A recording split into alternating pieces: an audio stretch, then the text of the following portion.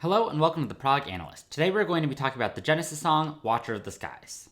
The song begins with this repetitive ostinato in 6/4 time. Over the top of this repeated F sharp, we have two chords, B major 7 and C sharp, which in the key of F sharp are the 4 and 5 chords. After wavering between the two of those, we land on F sharp. Then we get into our verse. Starting out with the verse, we have some mixolydian harmony. We have the chords B, F sharp, and E, and that E chord is that flat 7 chord from mixolydian. Looking at the melody, we start out with 5 quarter notes in this first measure of 6/4, and then this Watcher of All pattern gets fragmented and reused. So this rhythmic idea of 4/16 notes, the fourth of which goes up, is taken and used again here to start the next phrase, His is a World.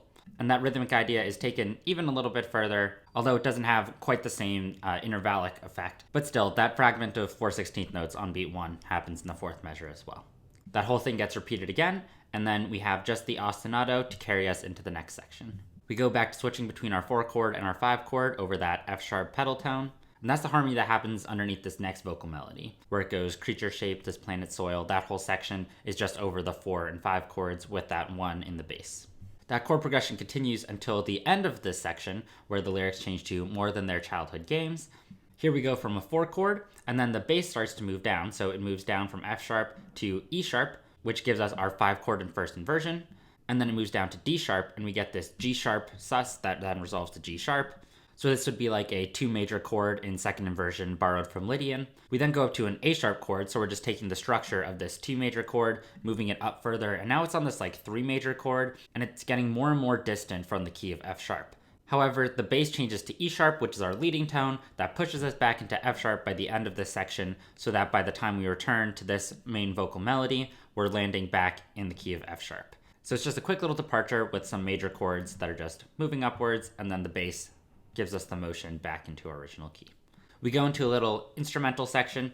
In this instrumental section, the chord starts out with a diminished chord, and in the bass, we still have that F sharp pedal tone. Then we take this G sharp diminished chord and we move it down a whole step. So the F sharp pedal stays the same, but the chord moves down a whole step to F sharp diminished.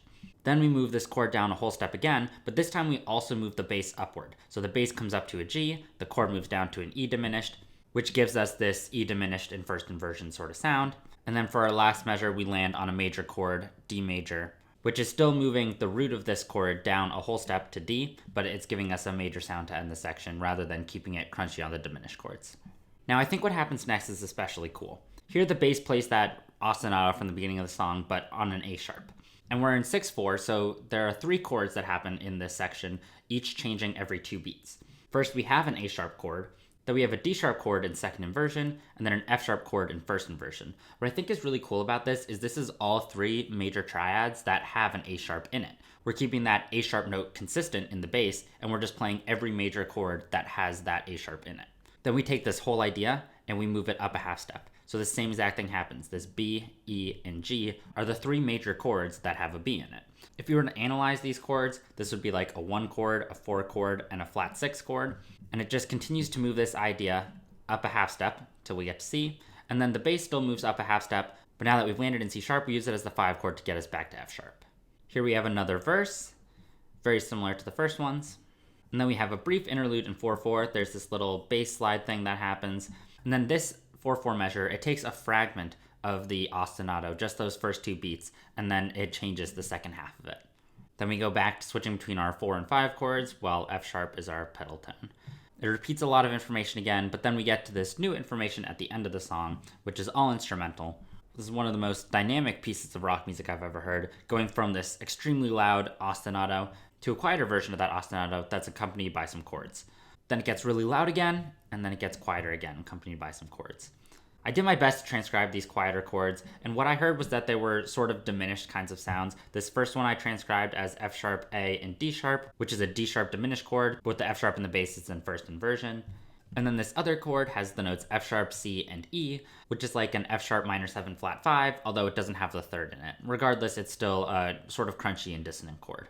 Then we switch back into 4/4, and again, we start with this similar idea to the ostinato pattern, but then it takes those pieces and does something different with it. So you can see this second beat here is repeated in the third beat, this first beat here is repeated in the fourth beat, and then even looking at this measure, these are exactly the same as the second and third beat of this measure, become the first and second beat here. And then these are the end of the ostinato patterns. So it sort of expanded it to fill up two 4/4 measures instead of a 6/4 measure. We go back to 6/4 and the variations of the ostinato are still happening. We've moved up to G sharp minor now, which is the 2 chord.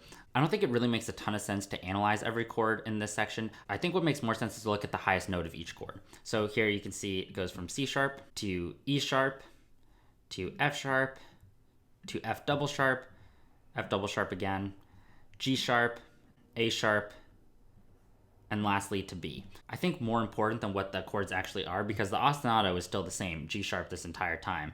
And looking at the keyboard part, it's either playing a G sharp or a B, which is a chord tone of G sharp minor. These little extra things that are happening over the top, I think are just serving to increase the intensity over the course of these 8 measures, going higher and higher and higher until it breaks down in these last few measures of the song. Likewise, the same thing happens at the end, but in reverse. There's a lot of chords at the ending of the song that are moving in this opposite direction, moving downwards. Most of them are diatonic, some of them are modal interchange chords, but more importantly, I think looking at the shape, you can even see the highest note in this measure is G sharp, then F sharp, E, D sharp, and it's moving downward. It continues to move downward until we land on this E major 7 chord. And I think at this point we've been in G sharp minor for long enough that it's no longer really sounding like our 2 minor chord, it's sounding like our 1 chord, which would make this the flat 6 chord relative to the G sharp Dorian. Then at the end of the song, we move around the major chords that are diatonic to G sharp Dorian, B chord, and then F sharp chord, which takes us into our final chord. There's a Picardy third at the very ending, and instead of it ending on a G sharp minor chord, we end on a G sharp major chord to complete the song. That's my breakdown of Watcher of the Skies by Genesis. Thank you for watching. Please like it and share with anyone else who might be interested. If you want to see more of these videos, please subscribe as well, and let me know in the comments if there's anything else about the song you enjoy or find interesting that I might not have mentioned. Thanks again!